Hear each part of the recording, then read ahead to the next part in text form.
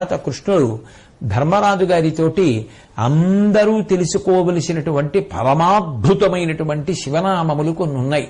ఆ శివనామములను తెలుసుకున్నటువంటి కారణం చేత, శివారాధన చేత గొప్ప మంగళములు జరుగుతాయని భీష్ముడు విష్ణు సహస్రనామ స్తోత్రాన్ని చెప్తే శ్రీకృష్ణ పరమాత్మ శివనామములను చెప్తున్నాడు. అంటే ఇద్దరి మధ్య ఏ భేదము ఉండడానికి ఇంతకన్నా ఉండదు అనడానికి ఇంతకన్నా ప్రబలతార్కాణమే ఉంటుంది.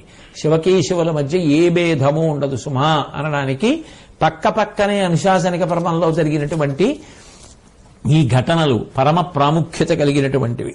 శ్రీకృష్ణ పరమాత్మ ధర్మరాజు గారితో మాట్లాడుతూ ఆ పరమేశ్వరుడు మహత్తరమైనటువంటి ఐశ్వర్యంతో విరాజిల్లుతూ ఉంటాడు. ఆయన యొక్క ఐశ్వర్యము ఇంత అంతా అని చెప్పగలిగినటువంటి వాడు లోకంలో ఎవడూ లేడు. ఆయన గొప్పతనాన్ని వర్ణించడం కూడా ఎవరికీ సాధ్యం కాదు. అందుకే ఆయన మహేశ్వరుడు అని కీర్తింపబడ్డాడు. అట్లాగే ఆయన యొక్క భీకరత్వం, ఆయనే కాని భీకర రూపాన్ని ధరించవలసి వస్తే ఆ రూపమే చాలు. కాబట్టి అటువంటి భీకర రూపాన్ని, విశేషమైనటువంటి పరాక్రమాన్ని పొంది ఉన్నవాడు కాబట్టి రుద్రుడు అని పిలుస్తారు. అట్లాగే సమాజంలో అందరూ ఆయన పాదములు పట్టి ఆయన పూజ చేస్తూనే ఉంటారు. ఎందుకంటే ఆయన యొక్క పూజ చేయనివాడు, ఆయన నామము చెప్పనివాడు, ఆయన అనుగ్రహము పొందనివాడు ఉండడు. దేవతా రూపములన్నిటిలోకి చాలా గొప్పవాడు కాబట్టి అందరి చేత కీర్తింపబడి ఆశ్రయింపబడతాడు కాబట్టి ఆయనకి మహాదేవుడు అని పేరొచ్చింది. అట్లాగే ఉత్తమమైన కర్మలు చేసేటటువంటి వారికి ఆ కర్మల యొక్క ఫలితాల్ని శుభాల రూపంలో ఇస్తూ ఉంటాడు కాబట్టి ఆయనకి శివుడు అని పేరొచ్చింది. అట్లాగే గొప్ప కాంతితో ఆయన వెలిగిపోతూ ఉంటాడు కాబట్టి అపారమైనటువంటి కాంతి రూపుడు.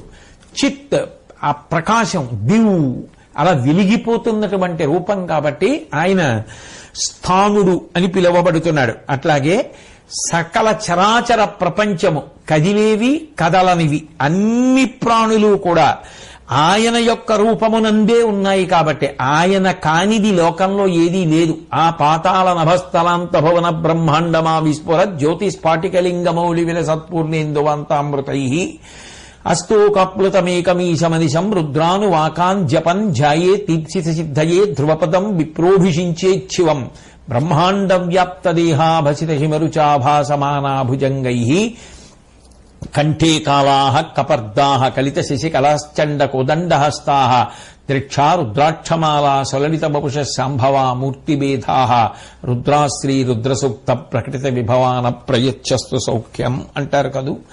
అందుకని లోకంలో ఉండేటటువంటి సమస్త ప్రాణుల యొక్క రూపములు శంకరుని యొక్క రూపములే కాబట్టి ఆయనకి బహురూపుడు అని పేరు కలిగింది.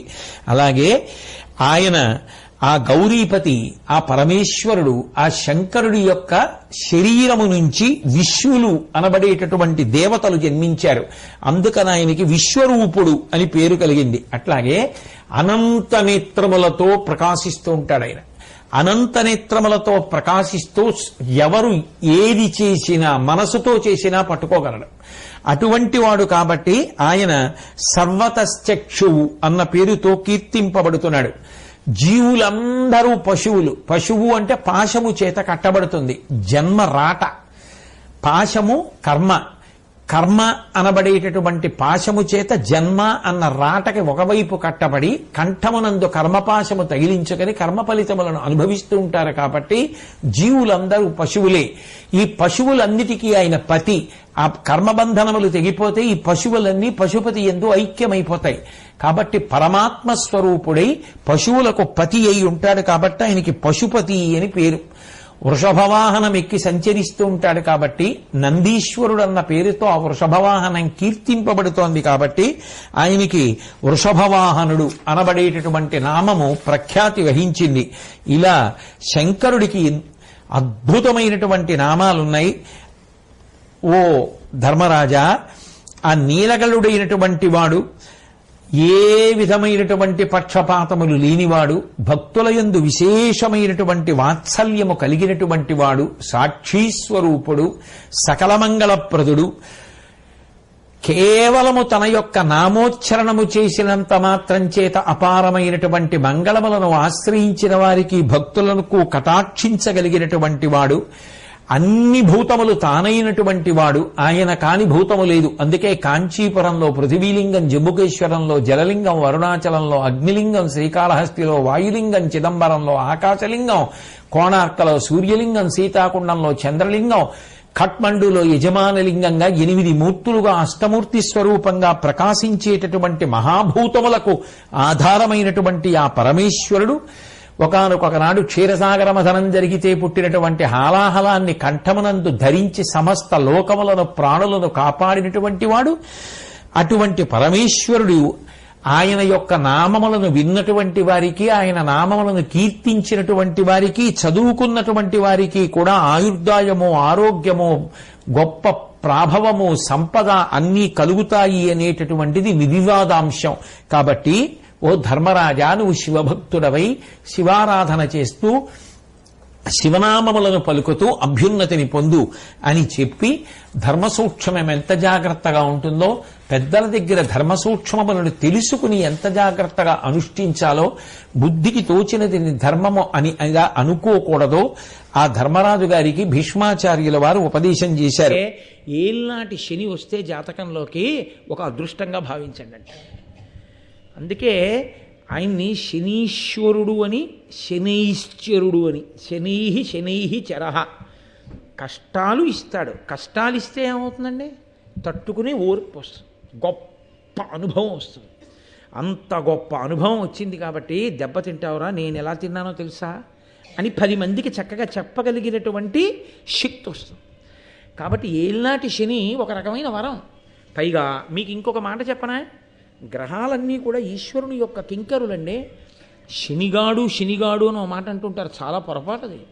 ఆయన గ్రహాలలో ఒకడు, మహానుభావుడు. ఆయనని అలా నిందించడం, అలా మాట్లాడడం ఎప్పుడూ చేయకూడదు. ఆయనకి ఒక గొప్ప శక్తి ఉంది. ఏమిటో తెలుసా అండి? ఆయన కష్టపెడతాడు. ఎలా కష్టపెడతాడో తెలుసా?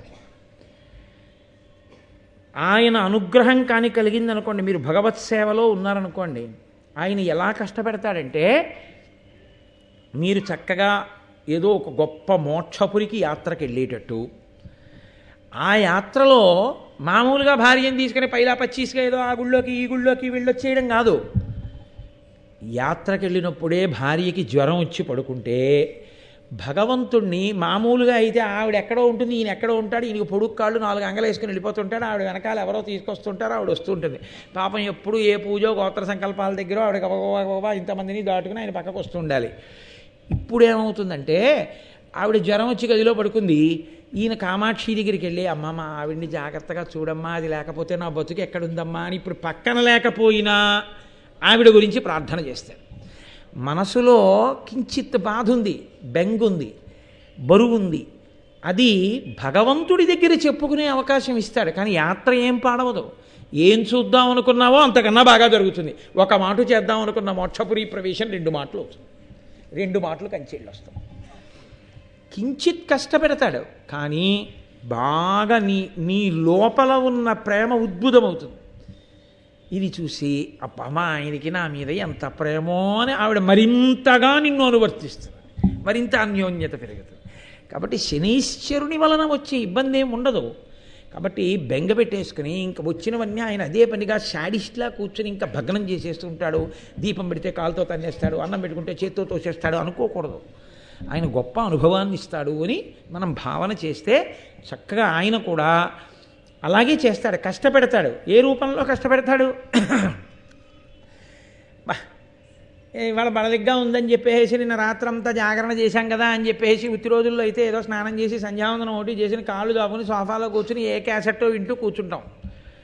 మహాభారతం చెప్తుంటే మళ్ళీ ఓసారి గబగబా అమృతాపహరణ ఘట్టాన్ని ఓసారి చూసుకుని ఒళ్ళు దగ్గర పెట్టుకోకపోతే బాగుంటుందా 10 మందికి చెప్పేటప్పుడు అని నీకు ఓపిక ఉన్నా లేకపోయినా, పడుకుందామనున్నా కూర్చుందామనున్నా, సాయంకాలం అయ్యేటప్పుడు ఈ సంధ్యావందనం చేసుకుని పంచ కట్టుకుని భారతం పట్టుకుని వచ్చి కూర్చుని భారతం చెప్పుకుంటున్నాం. ఏమి ఇప్పుడు నీకు వచ్చిన నష్టం ఏమిటి? కాళ్ళు దాపు కూర్చునే బదులు భారతం చెప్పిస్తాడు. కష్టంలా అనిపిస్తుంది, కానీ నీ అదృష్టం కాదు. ఉత్తరాయణంలో మాఘమాసంలో కూర్చుని అయ్యప్ప స్వామి సన్నిధానంలో భారతం చెప్పుకోవడం అది ఈశ్వర కృప. పైకి కనపడదు, కానీ ఆయన అనుగ్రహిస్తూ ఉంటాడు.